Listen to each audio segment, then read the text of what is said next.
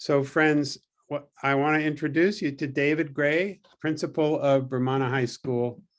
David is a very experienced school administrator working for 25 years in the UK and came to Brummana High School in 2019 when things were, well, different. And we're going to find out how different, of course.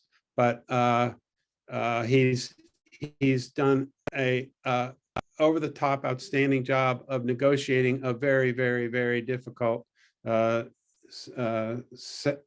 of years for the school and any to go through in Lebanon. And we're going to hear that in detail. David, welcome. It's so good to have you. Good evening, everybody. And thank you for inviting me to speak to you this evening. My name indeed is David Gray. I come from Inverness in the north of Scotland.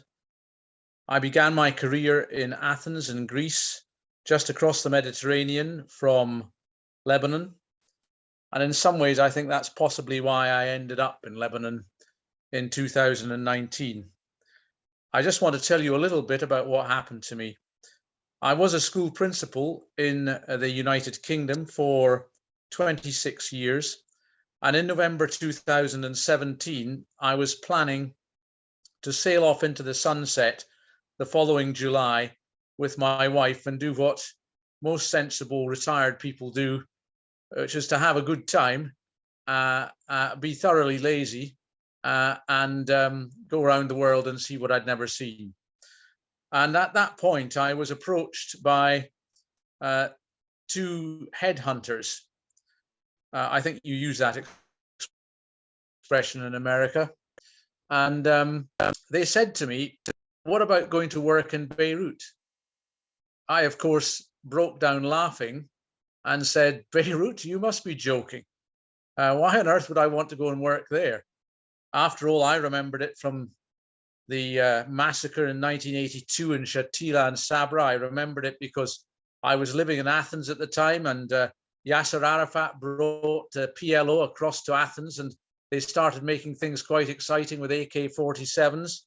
And all I saw on television were pictures of demolished buildings, children in tears, and slaughter, really, of the people of Lebanon amongst themselves. And it was a tragic time. However, and so I said, no, of course, I'm not going to go to Beirut. But these guys kept coming back to me. And so eventually, almost to stop them trying to persuade me, I said, all right, I'll put an application in and I'll see what happens. To this day, I don't really know why I did it, but I have come to the conclusion it was a kind of calling. You know, I'd had quite an easy life, really. I was always a hard worker, but and I'd been successful. I'd had a good career, but I'd never really had anything that challenged me. And then I came here to Brummana, and I could see when I visited that there were things that needed to be done. And I thought, I know how to do this. I'm a planner and I have a lot of experience, and I thought I can do something worthwhile here.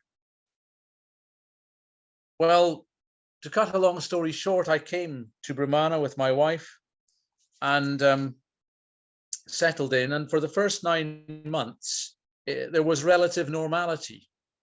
I mean, of course, it was different from what I knew, but it had that scent of the Eastern Mediterranean, the spontaneity of the people, the warmth of the atmosphere, the sense of hope, the sharpness of intelligence of the people who lived here, and the uncertainty of life that I had grown used to in Greece. And I thought, yeah, there's a job to be done. So it was familiar and yet unfamiliar. I mean, modern Lebanon has got a sense of Europe about it. It's got a sense of America about it. And it's got a sense of the Arab Middle East.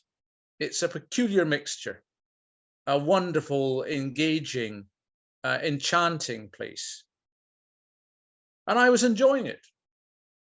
And then after 9 months, all hell broke loose. First of all, there was a Saura, a peaceful revolution, which crossed the religious divides and brought everything to a standstill. Then the government was overthrown. Then there was no government. Then there was an interim government. And then this happened. And Olivia, perhaps you can play the video. This is just lasting 2 or 3 minutes.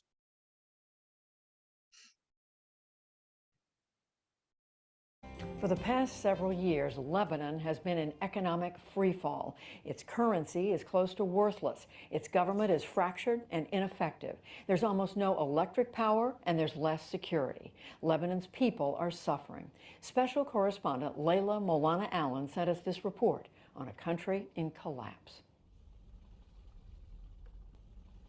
Abdel Hakim has watched over Lebanon's historic cedars for nearly 2 decades. As a ranger in the country's mountainous north, he considers the trees, the emblem of their flag, many of them hundreds of years old, sacred. But this past winter, they started to disappear. As Lebanon's economic catastrophe escalates, the cost of basic goods like fuel has gone through the roof. The only option now for most to cook and stay warm is firewood. Too expensive to buy. Lebanese are chopping it down themselves. If you ask anyone around here why they're chopping trees, they'd simply say they don't have money to eat, or their income barely lasts 3 days. No matter how much regulation we enforce, you can't stand in the way of all these people trying to keep their children warm. As Abdel Hakim takes us deep into the forest to see the destruction firsthand, we come across a man dragging a freshly cut tree down the mountainside with his bare hands. He's a soldier, but can't get by on his army salary. He's too afraid of punishment to speak to us. Felling green or living trees is illegal and could have disastrous environmental consequences. But people here are now so desperate, they're thinking about how to keep their children fed and warm today, not about what comes tomorrow. These trees are not just mine, but for my children and my children's children, as well as for everyone who lives in this village. If the government is not willing to support the people, we'll say goodbye to all these trees, and 3 or 4 years from now, the only thing you'll be able to see here is rocks. In the nearest village, we meet a pair of loggers who say they work legally, harvesting dead wood. But they're not surprised others are resorting to stealing Lebanon's natural bounty. We don't have employment or wages here. May God replace this failing government. They make you pay mechanical fees, but the roads are still not fixed. We pay our electricity bills, but there's no power. You're paying taxes for something that doesn't exist. Fuel isn't the only essential that Lebanon can no longer provide for its people. The economy here has collapsed, sending the currency value crashing from 1,500 lire to the dollar to 30,000. Meanwhile, salaries remain unchanged. Everyone who can has left the country, but for those stuck here, this is no longer a crisis situation. This is their new reality. They're now facing a future in which the most basic necessities, power, transport, even food, are luxuries. In May, Okay, thank you, Olivia.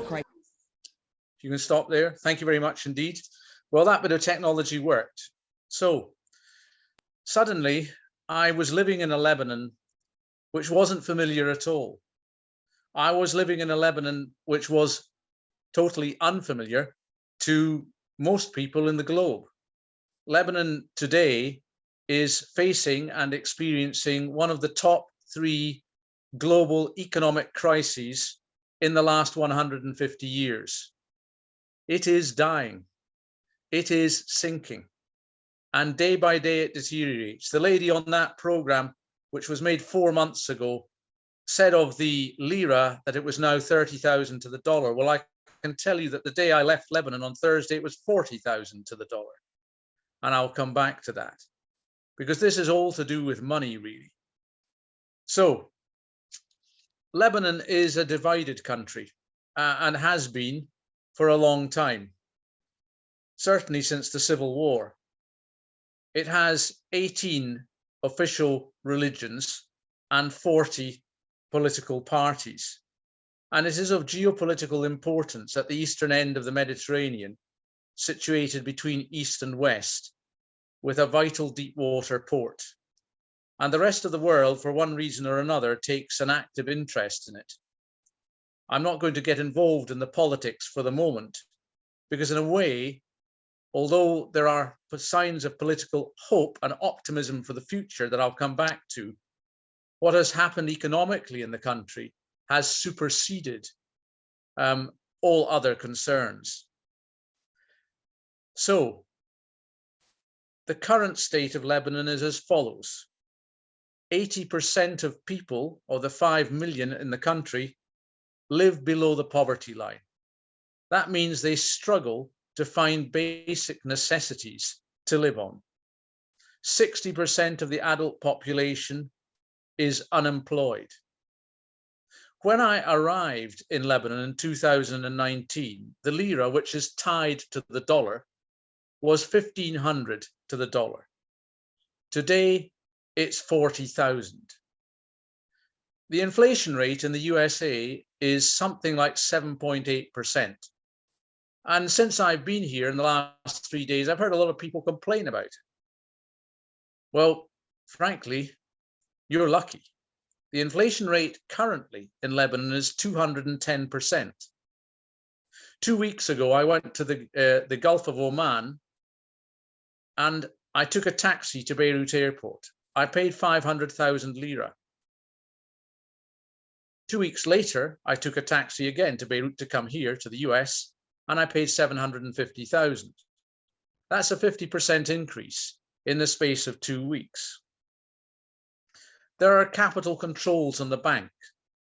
And the reason they were put there was because there was a run on the bank, which meant the bank ran out of money. So they imposed capital controls, which has effectively stagnated the economy, prevented people having access to their money.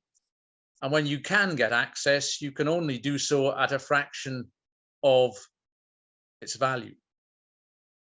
Someone this morning asked me, why aren't people investing in Lebanon? Well, they did used to. There's a 16 million diaspora around the world, and they could invest their dollars in Lebanon with an expectation of a 10% return. The banks encouraged it. But once the banking controls came in, the IMF got involved and financial confidence fell in the country. So did the interest rate. And indeed, many people lost their savings, their life savings. And it was a disincentive for anyone to invest in the country. One or two little practical things about how people are affected. On my way back from the US next week, I'm going to stop in London, mainly in order to have a fundraising drive there and to thank donors who've given to the school. But I'm also going to call in at Waterston's bookshop, from which I have ordered 37 books. The reason I'm bringing them back in my suitcase to Lebanon is because I'm only paying $450 for them. Whereas in Lebanon, I can't find the books at all because they're imports, and Lebanon depends on imports largely in all kinds of sectors. And if I could find them, they'd be $100 a throw, which is unaffordable. So the most basic commodities in a school, such as books, are either scarce, non-existent, or unaffordable. My secretary, Rula Ashar, has a daughter, grown up now and with a child, and the daughter is diabetic. She can't get the medicine that her daughter needs to keep her fit and healthy. So about once every month to 6 weeks, Rula and her husband drive through Syria to Damascus and then on into Jordan, where they can buy the medicines at a rate they can afford. And on the Sunday, they'll drive back either the same way or by another route. It's dangerous, it's tiring, and it's very stressful. But this is the way that ordinary Lebanese people are having to live. The Lebanese are an endlessly inventive, people. They are able to adapt to any situation. They're clever, they're sharp, they're entrepreneurs, and they're great at doing things at the last minute because the conditions of life in Lebanon have required that. But many Lebanese I speak to now are saying the civil war was fine. This is hell. They say because at least in the civil war, in spite of everything, we had enough to live on. We had hard cash. We could still have reasonable standard of living. But now everyone is sinking, and it's terrible for them. And it affects everybody and every business, every organization in the country. Take Brummana High School. When I came to Brummana in 2019, the average teacher was earning $2,000 US a month, or its equivalent in lire, $25,000 a year. Not a huge amount, but acceptable. They had a fair standard of living. They had enough to eat. They could maintain their houses. They could run a car because there's no public transport in Lebanon. And they could have a pleasant time, go out for a meal from time to time, look after their children, have a holiday once a year. $2,000 a month. Today, my staff are on $200 a month. And we can't even afford to pay them that because the economy is such and the currency has collapsed to the level that we can't have sufficient income in order to meet our hugely rocketing expenses, many of which have to be paid in dollars because they're imported goods and services. It's hard for teachers to forget their troubles when they come to school to motivate children, when they're worrying about feeding their own children when they go home. This year, I have lost 37 staff. That's about 30% of our teaching workforce. I still have got 5 to replace, sorry, 6, because I had one leave today, our only science teacher in the lower school, who's left to go and live in England because she's been given a 50% scholarship for her PhD. And yet, she's going there with no chance of income. Her husband's unemployed. He will earn no money in England. And I asked her, are you completely mad? And she said, no, but there's hope there. And healthcare is free, and my child has croup. And she said, I'm prepared to put up with the penalty of breaking my contract. I said, and are you prepared to give up on children whose future depends on you? And she said, yes, because I have children too. And I'm in despair.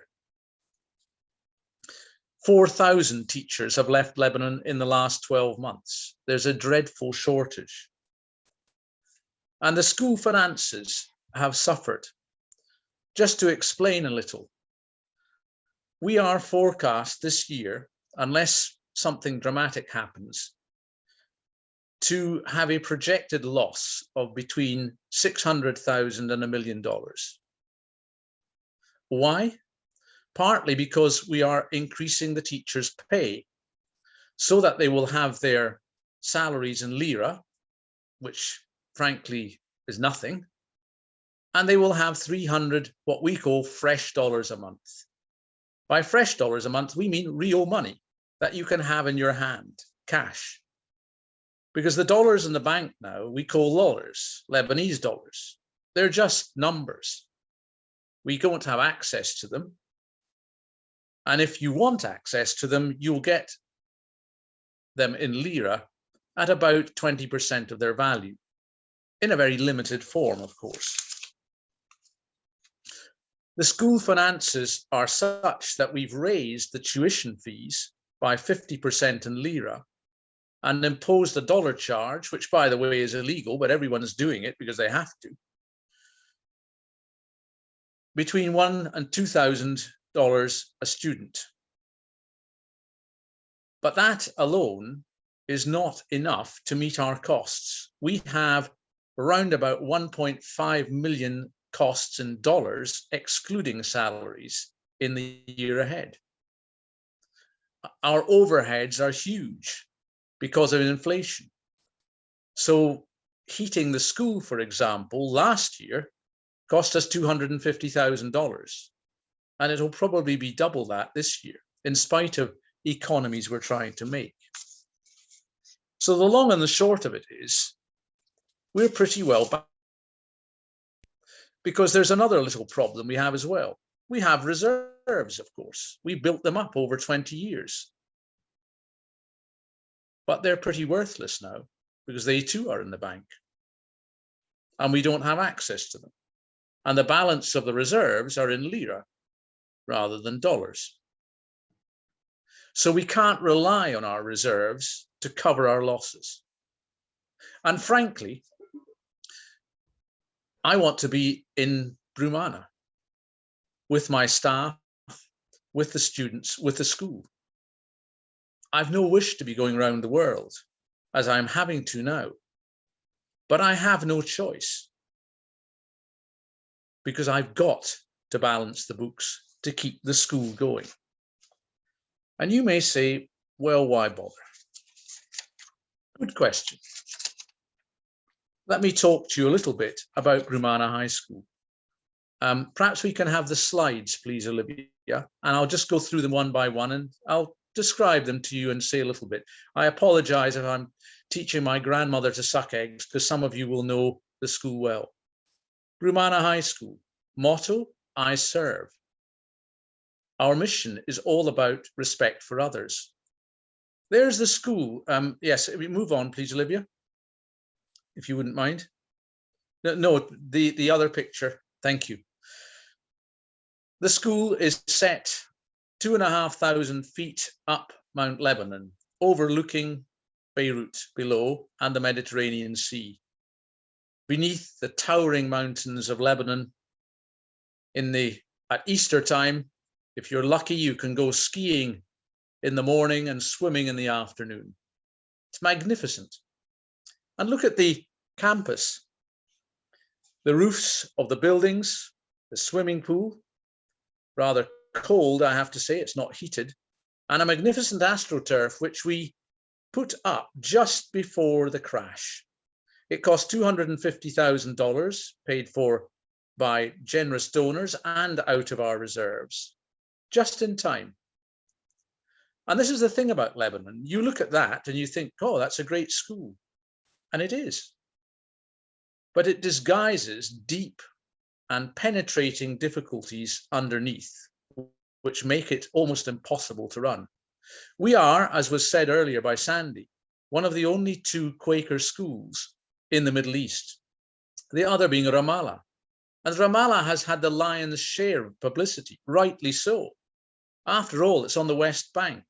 It's the front line of the conflict between Israel and the Palestinians. And many, many people have died unnecessarily as a result of that conflict. So support has flooded in for Ramallah, which is seen as an object of hope in the Middle East. We've got on with our job quietly, unobtrusively, following Quaker principles and turning out some of the great leaders politically, in the professions and in business in the Middle East. But suddenly we're in trouble. And that picture that you see in front of you is an illusion. Next picture, please.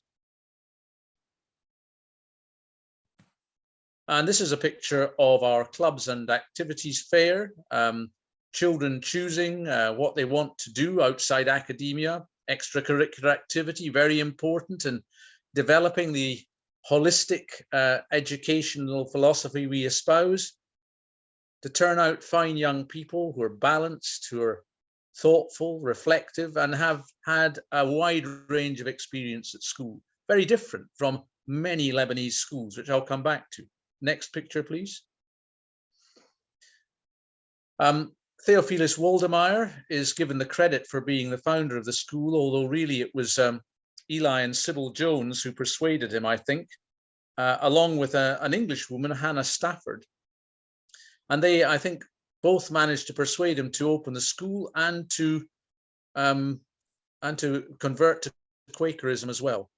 And these figures of the late 19th century are so important to us because they brought education and healthcare to Lebanon. We weren't the only ones. There were the French and the Americans as well, who round about the same time were setting up schools and hospitals too. Next picture, please. You'll have noticed from the previous picture, the year 1873, and next year is Brummana High School's 150th anniversary, which we intend to celebrate. But there's one other thing to be said about Brummana and 1873. Parents, Lebanese parents, one of the reasons that they bring their children to Brummana, and by the way, we're in greater demand than ever. We have 1,280 children in the school, the highest roll ever. But one of the reasons for that is not just the excellence of education or its breadth or its diversity. It's the fact it's lasted. Lebanon's been through many crises: wars, civil wars, bombardments, invasions, famine, and it's survived. And for the Lebanese, that means a lot. It means they feel safe with their children there. It means they feel this school will survive.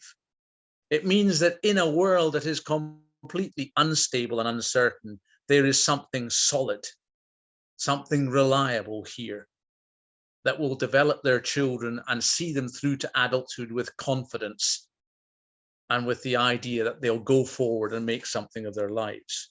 So being 150 years old matters a lot. This is a picture of the staff, and you'll notice, by the way, 2 or 3 people wearing a tarbouche, a fez, which is indicative of the Ottoman Empire, who at the time were the occupiers of the country. Poor Lebanon has not had it easy. Next picture, please. The Friends Meeting House. Next picture, please. One before that, please. No, okay, there should be another picture of the Friends Meeting House. Well, that's the burial ground, which is close to the school where Quakers are buried. The mother tree, 250 years old, was there 100 years before Brummana High School was established. The meeting house is on the left-hand side of the picture, just beyond our view. Next picture, please. And the next one. These are, and the next one. Borders. The one on the left was from the Yemen. On we go. And again. The main teaching building. Top left, you'll see me teaching English literature there.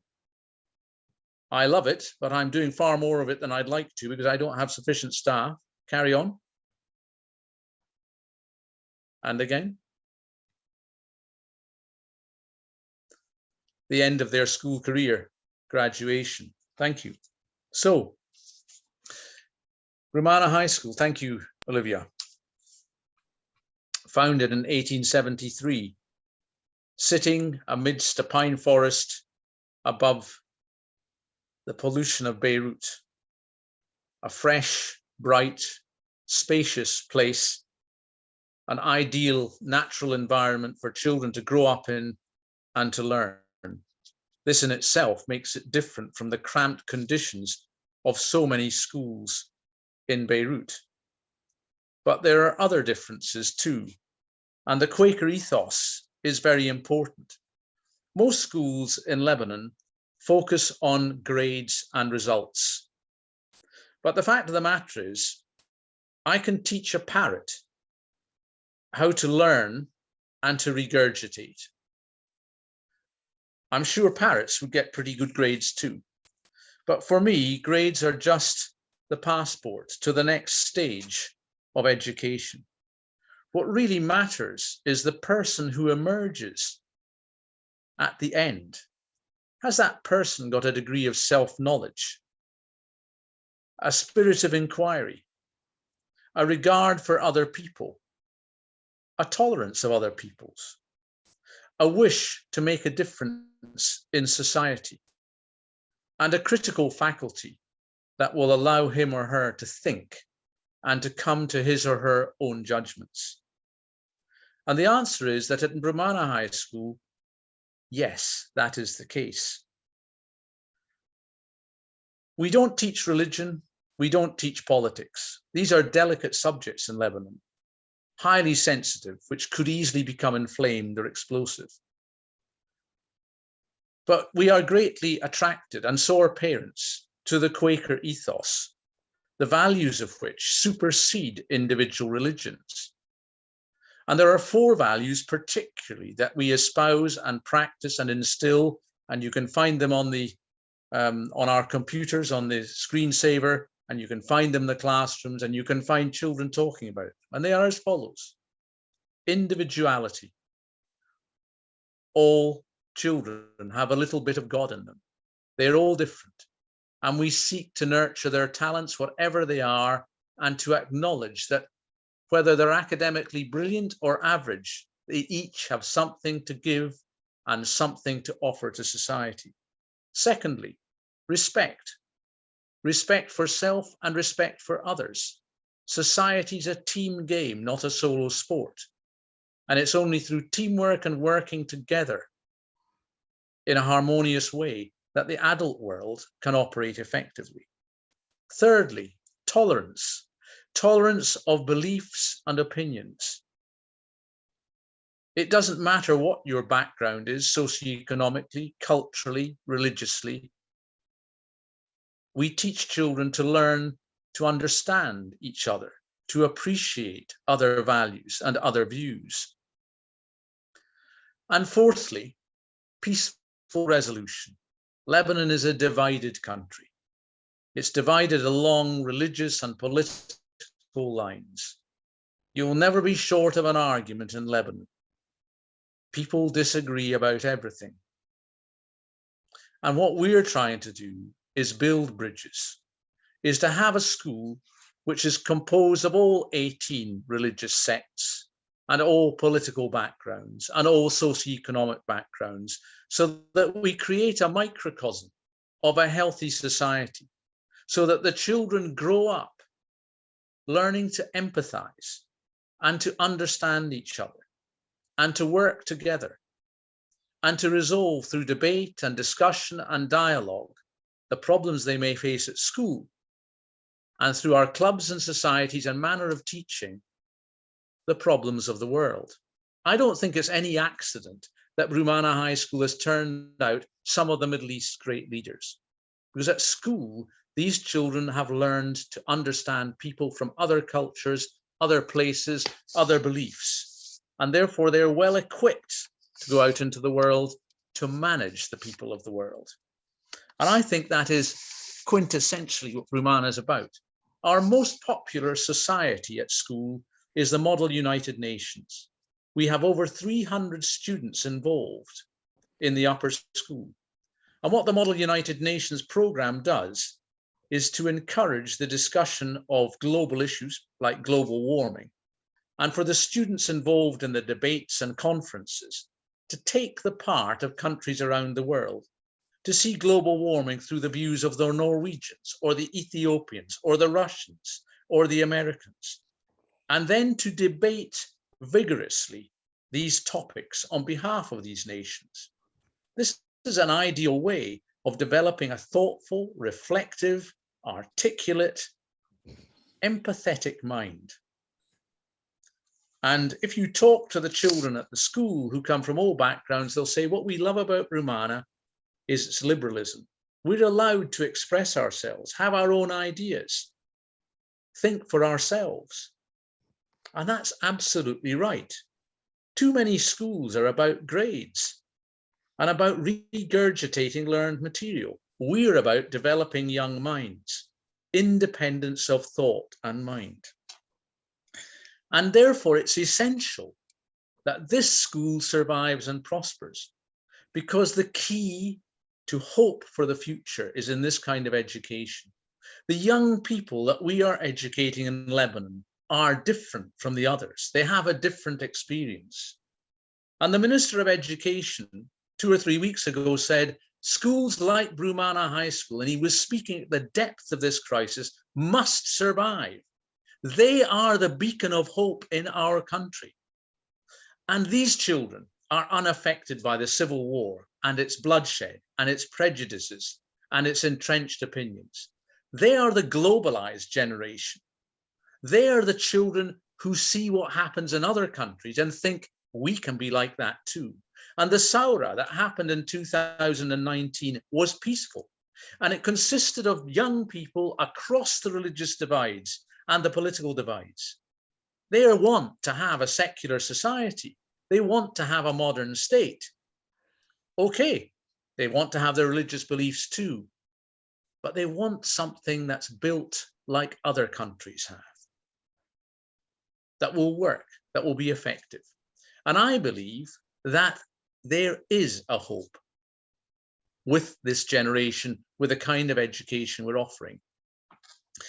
But of course, the school has to survive for that to be sustainable. So I just want to read you something, if I may. The children are great at school. The Lebanese are a clever people. In the PISA league tables, they come fourth in mathematics in the world. Most educated Lebanese speak 3 languages fluently: English, French, and Arabic. And they work hard at school. But it's the way we teach that really matters. We're asking them to look at subjects from a critical, analytical perspective, observe, formulate an independent opinion, justify it with evidence, and show how that evidence supports your view. We don't tell them what to think. We ask them to reflect. Now, on the aeroplane coming over to America, I marked some tests because I'm an English teacher. And these tests are on Twelfth Night by Shakespeare, a play written in 16th century English and studied by my students who speak English as a second language. They're 15 years old. I'd just like to read a bit of an essay or an answer written by a 15-year-old girl who was about halfway up the class, not outstanding, average really. And bear in mind, English is not her first language. But the question asked and the answer given will give you some insight as to why this school is important, because of the way it's developing young people in their thought processes. The question was this: look at Act 1, Scene 2. What is the significance of the shipwreck? Compare the situation and behavior of Viola and Olivia. Support your points with reference to the text. And you'll notice that the question is not about what happens in Act 1, Scene 1, line 25, or who is Viola's brother. They're not closed questions, they're open questions. This is what this girl wrote. In the play Twelfth Night, Shakespeare introduces us to 2 characters, Viola and Olivia, who are somewhat similar, yet have completely different mindsets. In Act 1, Scene 2, Viola, a rich yet humble woman, is stranded in Illyria with the captain of a boat that has sunk. Viola, having almost lost her brother due to the shipwreck, does not lose hope. This indicates her optimism. In line 11, the captain reassures her that he has not drowned. Hung on our driving boat, I saw your brother. Viola thanks him by giving him pure gold, the only thing she had left with her. For saying so, there's gold. This shows us her kind heart and her generosity. In addition, Viola is still willing to serve the Duke Orsino, even after finding out about his feelings towards Olivia. She shows a form of true love towards him, as she does whatever it takes to make him happy, even if it means putting his own happiness before hers. Furthermore, Viola's situation is arguably similar to Olivia, as they both lose their brother. However, Olivia deals with her situation in an exaggerated manner. She shows irresponsibility as she decides to mourn for her brother for 7 years while crying every day in private, instead of serving her people and working on her duties as the Countess. The major difference between Olivia and Viola is their behavior towards the loss of their beloved brothers. Viola does not lose hope and still serves those whom she loves, whereas Olivia completely blocks out the world and only focuses on herself and her mourning, which indicates selfishness. These children will change the world. These children are thoughtful and reflective and are independent thinkers. And that girl in her answer was developing an independence of thought and an ethical outlook, which is admirable. Now, I'm sorry to be talking like a school teacher, but I am one. And I know when I see something that's good. And we see this reflected in patterns across the school. So Brummana High School is a beacon of hope. It is a light in the darkness. And I would say to you, please help us, support us. Don't let that light go out. Hope for the future resides within the young. Their stories are unwritten. And if we guide them well, they will lead us in the future. They will repair the damage. They will put things right. They will behave ethically. They will have respect for others. They will tolerate others' beliefs. They will behave as responsible individuals, and they will resolve the world's problems, and I hope Lebanon's problems, peacefully. But if we have no schools like Brummana, then there's very little hope. Last week, a mother came into my office and she went down on her knees and she said, "Mr. Gray, you are our only hope."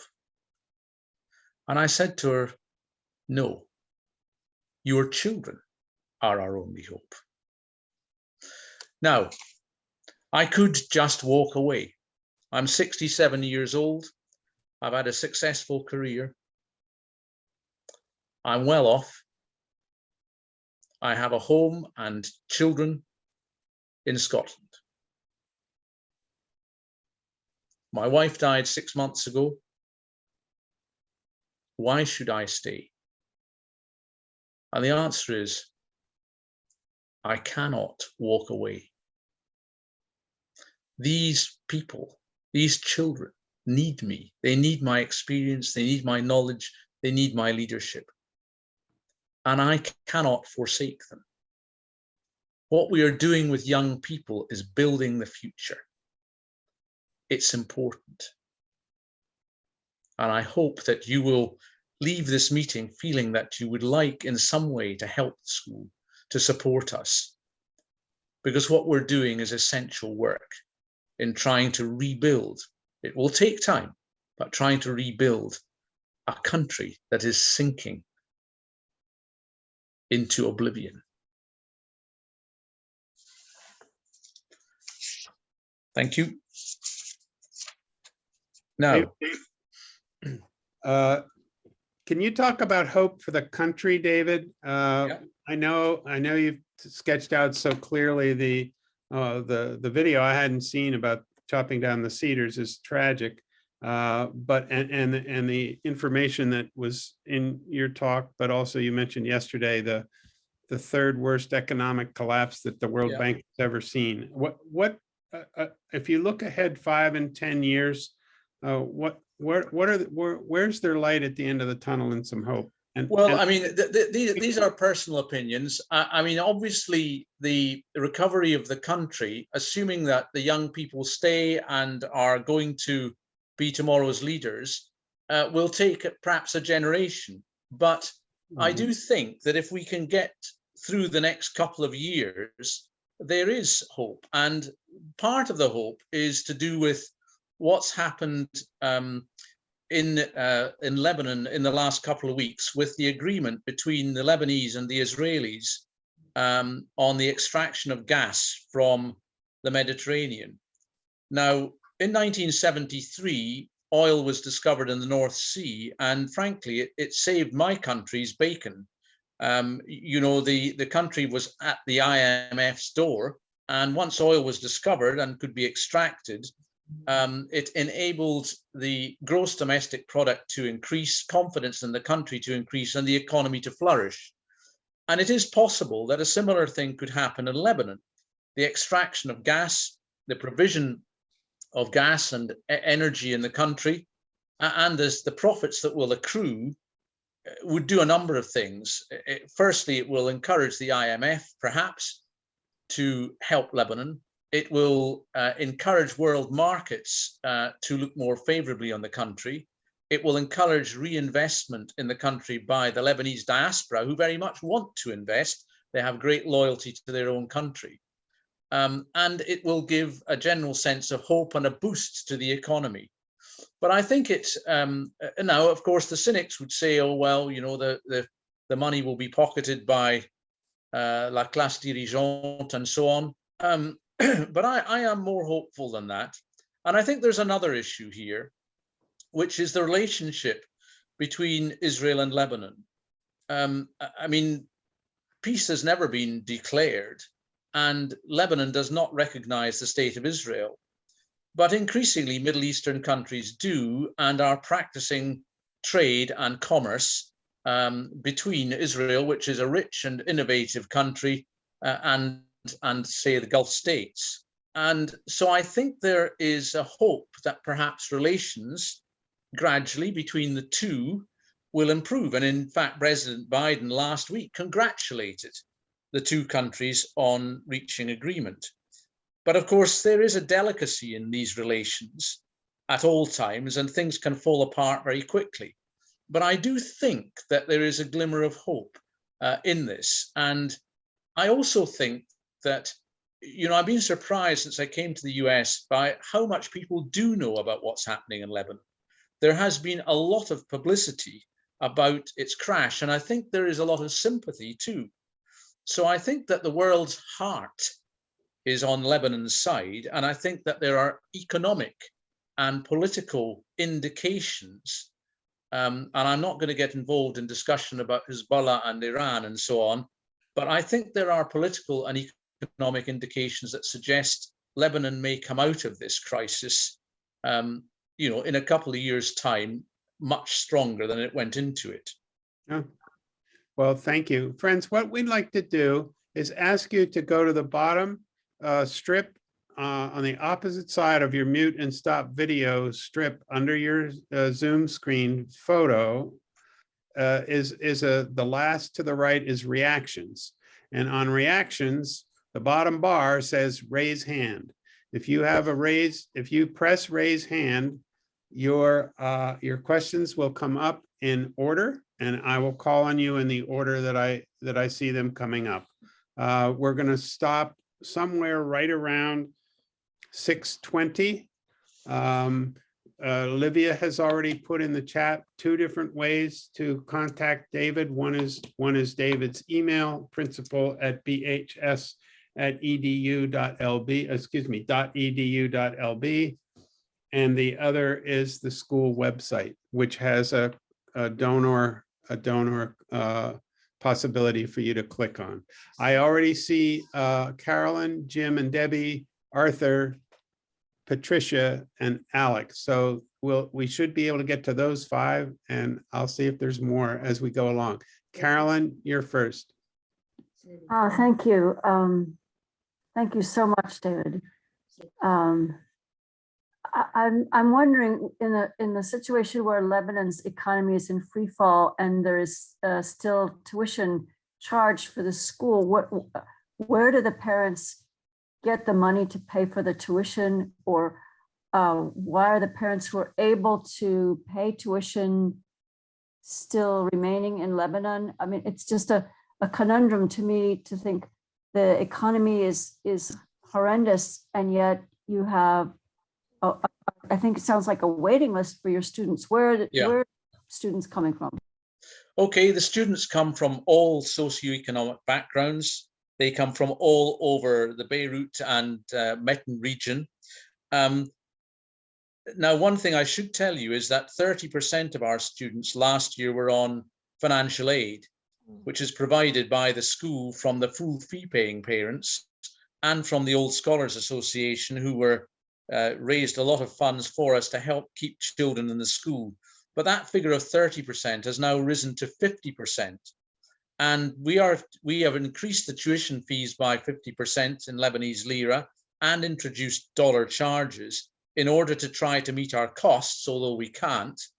And we can't raise the fees any further because nobody would be able to afford them, or very few.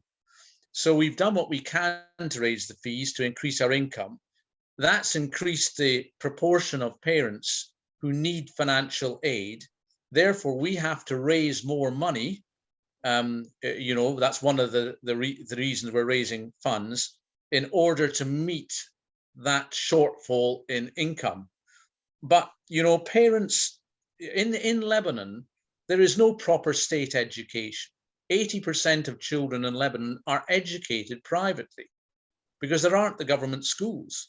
Only 20% are educated by the state, and many of them are people like, you know, Syrian refugees. The poor Lebanese have to find the money. They do it by a variety of means. They might get financial aid, or, you know, Lebanese families are very strong. You know, it's part of the culture. So they will, you know, let's say, for example, you had an illness and you couldn't afford to go to the doctor. Well, you'd go to your second cousin who was a doctor and you'd get advice from him.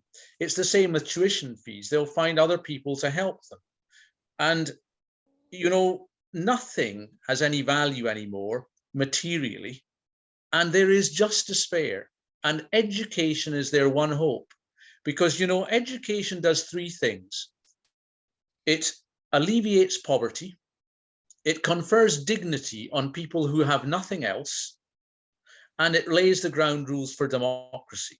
For parents, if their children are educated, they have pride in them. They can say, my child has done something. They're distinguished from the animals. It's a terrible thing to say, but it's true. Education demonstrates what you can do as a person. It gives you a sense of dignity and pride. But also, from the parents' point of view, those children educated can go to university, they can get a good job, and they can earn good money, either in Lebanon or abroad, and they can support their families. So, you know, they will do whatever is necessary. They'll sell the shirts off their backs. Does that answer your question? Thank you. Thanks. Jim and Debbie. Sandy, thanks. And David, thank you very much. Clearly, there's a steady hand at the helm in Brummana. We're really grateful for that. I wonder how important alumni giving has been to this school, the Old Scholars Association and any others, in the recent past, and how badly affected has it been by the economic collapse? The Old Scholars Association has been pretty generous. They raised in excess of $1 million last year, which has helped with financial aid, which we couldn't afford enough of. So they came in and they've supported a lot of families. Last year, in addition, with a staff, we were paying the staff in lira, and then we were relying on donations from people like the Old Scholars so that they could have some cash in dollars. So they ended up getting about $100 a month. This year, we committed to giving them $300 a month, which is, and that's committed to paying them that, not out of donations. And that has caused us a great deal of financial grief, because we don't really have that sort of income for all the staff. Now, and it's nothing. I mean, you imagine in America living on $300 a month. You know, and $300 a month doesn't pay for very much in Lebanon with its rocketing inflation. I mean, the cost of living is, you know, having been in America for the last few days, I would say the cost of living of food is higher in Lebanon than it is here. So the second reason that I'm fundraising is really to try and retain my staff and to give them a living which is dignified, you know, where they can feed their children. I mean, it's hard for them. They are being reduced to, well, I'll give you an example of this. Ask someone to smile and you can tell a lot about them. Because if their teeth are in a mess, it's because they're not prioritizing dental treatment because it's too expensive and they have to prioritize other things. That's what's happening in Lebanon. People are having to increasingly refine their prioritization to pay for the things that are most urgent and most needed, and other things get forgotten. And my staff's morale is extremely low. Some of them are working harder than I've ever seen people work, but they're depressed.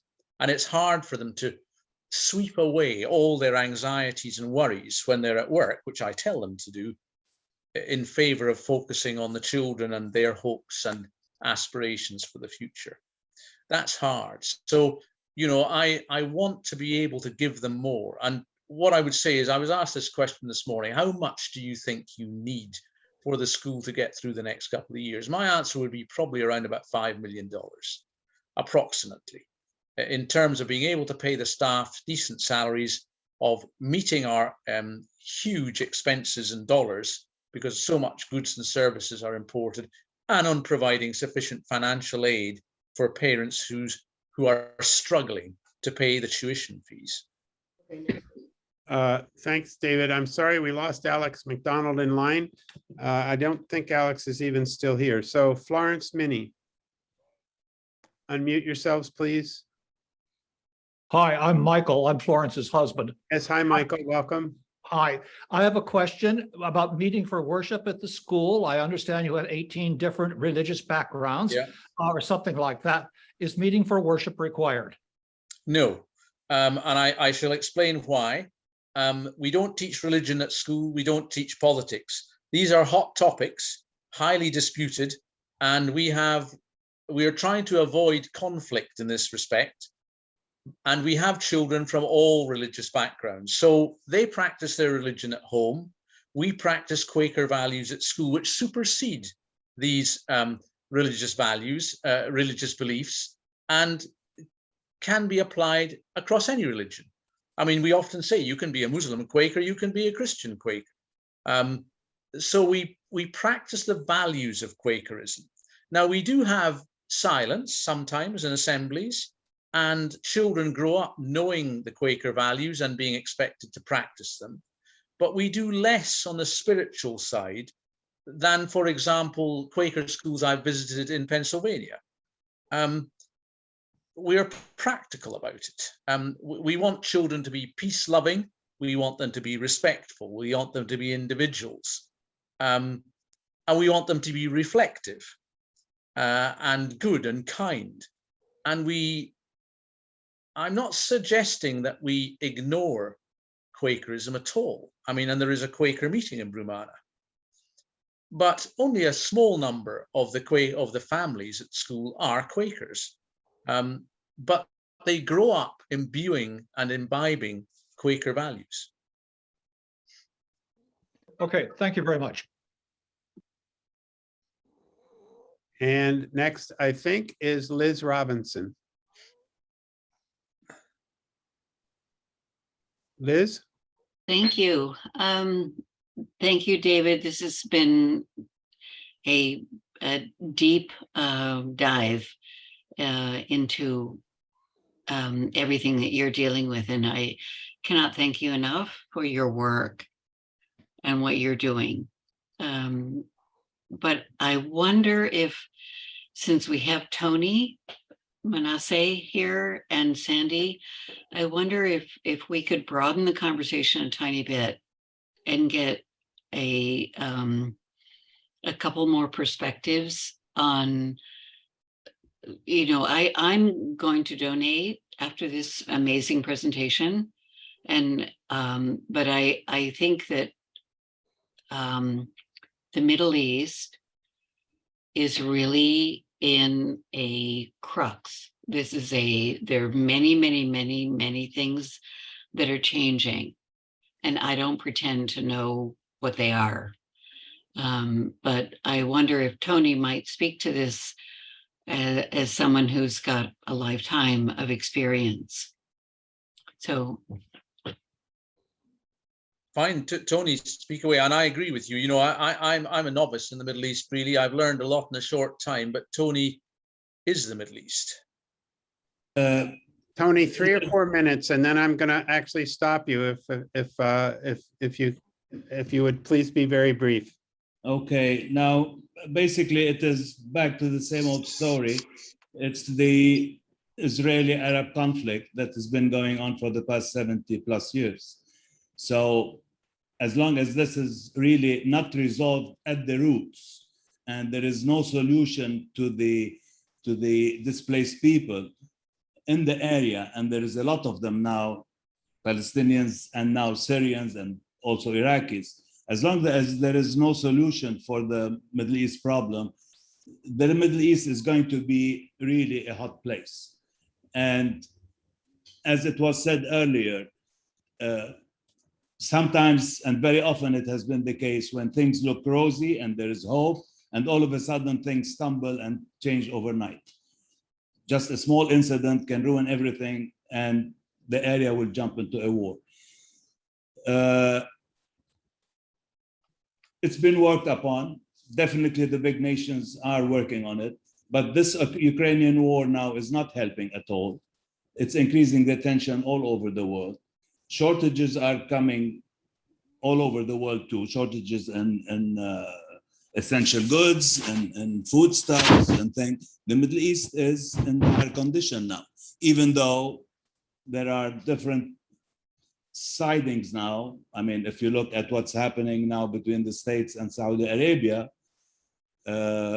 which may start a new dimension of the conflict, and how this will fare, who will side with Russia, who will side with the United States. There are a lot of things going on in the area. And I'm afraid it's not going to be a pleasant ride for the coming few years. I think that's personal opinion, by the way. Liz, thank you for that question. I just want to say that I was encouraged with the protests in the streets that were across numbers of the different sects and sides of points of view in Beirut. I think I have it right, 2019. It was October. Yeah. And Liz, I've never understood enough political science to know where a grassroots movement reaches enough of a tipping point to really swing to a real widespread, I don't want to use the word overthrow, but let's just say great big change. And in fact, some of what needs to change is a change in paradigm. We need to have a change that looks more at human rights and equity and not the settler colonialism that's been ruling, especially heightened by what's going on in Israel and Palestine. I would stress to friends who are nervous about equality and equity and human rights in Israel that a strong neighbor in Lebanon will be a much better road towards peace than the country that David has described for us tonight. And so who knows that? The world knows that in some way. The World Bank people know that in some way. But you've also, I thought, Liz, your question was going to have to do with extracting gases off the coast and supporting Israel. And because I know how strongly you feel about no greenhouse gases and what fossil fuels do to that.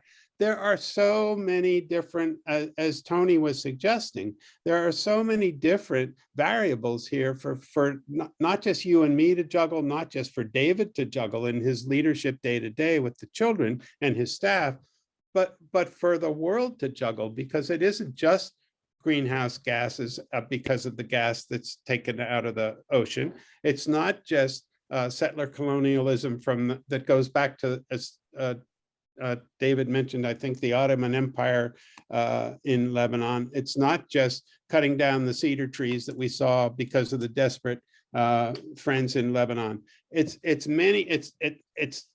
multiple factors. I want to just put in a stark promo that will seem like a change in course here tonight. Middle East Collaborative's next effort is going to be to lead a class of 7 sessions on a book written and published by the Presbyterian Church of the United States called Why Palestine Matters. It is a book that looks at international law, settler colonialism, and especially the intersectionality between the issues of the Black Americans, the indigenous Americans, and connecting the dots across the ocean to what's going on with the oppression of the Palestinians. We call that intersectionality. I invite any and all of you to join this class. We'll be sending out flyers with registration possibilities fairly soon. We know for sure right now that these classes will be an hour and a half. They will be 7:30 to 9. Deb, I hope we have that right. I think that's right. Yes. And they will be on Thursday nights. So I'm sorry if you teach that night or if you have a class that night or, go bowling. We aren't going to change that. The first is an introductory class on Thursday, December 1st. And the other 6 are January 5, 12, and 19. We're going to skip a week at the last of January, and February 2, 9, and 16. This February 16th, we will try to focus more than we had through other parts of the course where there'll be little snippets of Quaker involvement in the Middle East. We want to do a night that especially looks more and more at Ramallah Friends, Brummana High School, Ramallah Friends Meeting, Brummana Friends Meeting, and the American Friends Service Committee and other Quaker connections. That's an FYI for everybody. Please keep your eyes out. You'll see more announcements through the networks that I already sent you tonight's registration possibility. I don't see any more hands up. Arthur, did you get to ask your question? Sandy, my question was very narrow in scope, and the conversation had broadened, so I'm prepared to withdraw it. Thank you, sir. I think we have to thank David and Hold Lebanon and the children of Brummana High School and maybe all the children and teachers in Lebanon. Totally in the light. Thank you. I want to say several special thank yous. Olivia Brannigan is spectacular. She's been with us all the way along as we've put this together. So has Georgette Hamity of Abington Meeting, who couldn't be with us tonight. She has been a wonderful connection from Middle East Collaborative and Philadelphia, Delaware Valley to the development office, and Richard, who's also been wonderful, the development officer at Brummana High School, but couldn't be here tonight because it's well after midnight in Lebanon. So thank you to Georgette, thank you to Olivia, thank you to Richard, but David, most of all, thank you to you. This has just been spectacular, heart-wrenching. Can I just say thank you, Sandy, and thank you for everybody who's attended. We are going through a terrible period in Lebanon, but the school and the children at the school and my staff can help to lead them out of this crisis. and into a better time. And we tell ourselves that every day. And if you all can be part of this, you will be doing a great deal of good. You'll help to enable the children of today to make a difference tomorrow. And I'd like to thank you for being here and for supporting me and Brummana High School. There's a link in the chat. If you choose to be connecting right now to the donor box, we will also have that made available after the fact. And as you know, we've recorded the evening.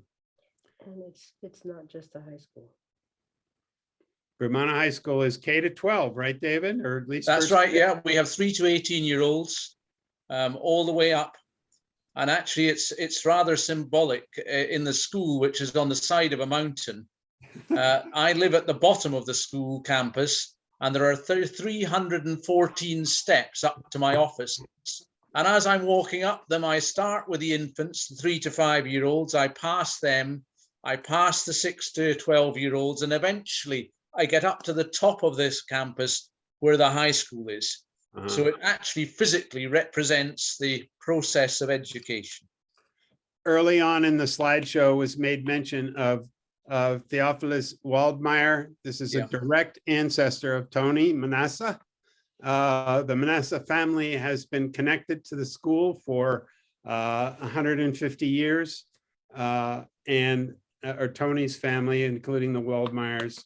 And David and the school arranged to honor the Manasseh family by changing the name of one of the buildings to Manasseh House just this past spring.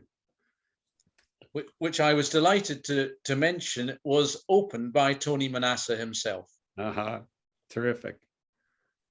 Thank you, thank you, thank you. David and Olivia will be in touch soon. And I just greatly appreciate having friends from across the country. Mayanna, it's great to see your face, and so many friends from the yearly meeting in Al-Bustan and Christian Jewish allies. Thank you, everybody. Thank you, thank you. Thank you very much. Thank you, Sandy. Thank you, everyone who's come. Bye-bye. Thank you.